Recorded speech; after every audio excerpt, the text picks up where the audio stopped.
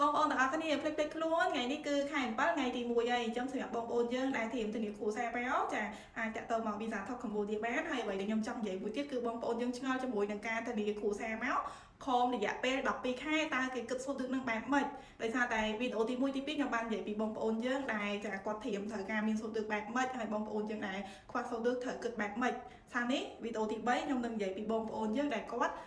ចង់ធានាគ្រួសារមករស់នៅក្នុងប្រទេសកូរ៉េចាំមកលេងឬក៏មករស់នៅខំរយៈពេល12ខែអញ្ចឹងបងប្អូនដឹងស្រាប់ឯណោះជាមួយនឹងសូត្រទឹកនេះ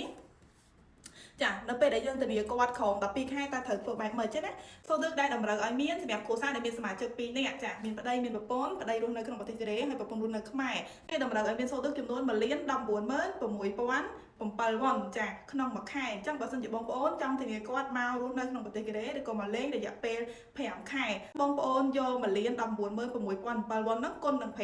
ចាគុណនឹង5ហើយឃើញតែចំនួនទឹកប្រាក់ហ្នឹងមានរហូតដល់ទៅ5,98,035 វ៉ុនចាអញ្ចឹងបានន័យថា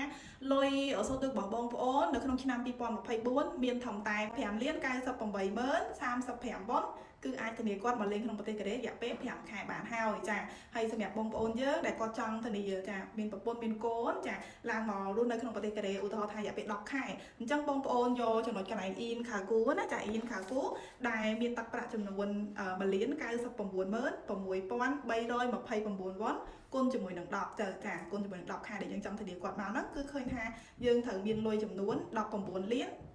96,3290 វ៉ុនចាអញ្ចឹងសូត្រទឹកក្នុងឆ្នាំ2024របស់បងប្អូនមានតែ19លានជាងឡើងហ្នឹងគឺអាចដាក់ធានាគាត់ឲ្យមកលេងក្នុងប្រទេសកូរ៉េបានរយៈពេល10ខែហ្នឹងហើយចាអញ្ចឹងការគិតហ្នឹងគឺបែបហ្នឹងសម្រាប់បងប្អូនយើងដែលចង់ធានាគាត់ឲ្យមកថងរស់នៅក្រោម12ខែឬក៏មកលេងចាអាចតាក់ទងមក Visa Top Cambodia បានមានរៀបចំឯកសារទាំងកូរ៉េទាំងខ្មែរចានឹងជូនបងប្អូនទៅដល់ស្ថានទូតជាមួយគ្នាដើម្បីដាក់ឯកសារដូចគ្នាខែនេះខែក្តៅឲ្យបងប្អូនប្រយ័ត្នសុខភាពទាំងអស់គ្នាជាពិសេសញ៉ាំទឹកឲ្យបានច្រើនសូម្បីតែបងប្អូនយើងដែលធ្វើការនៅក្នុងអាគារក៏ចាបែបលក្ខណៈថាហប់ក្តៅហប់លក្ខណៈថាស្អុះស្អាប់ហ្មងបងប្អូនអញ្ចឹង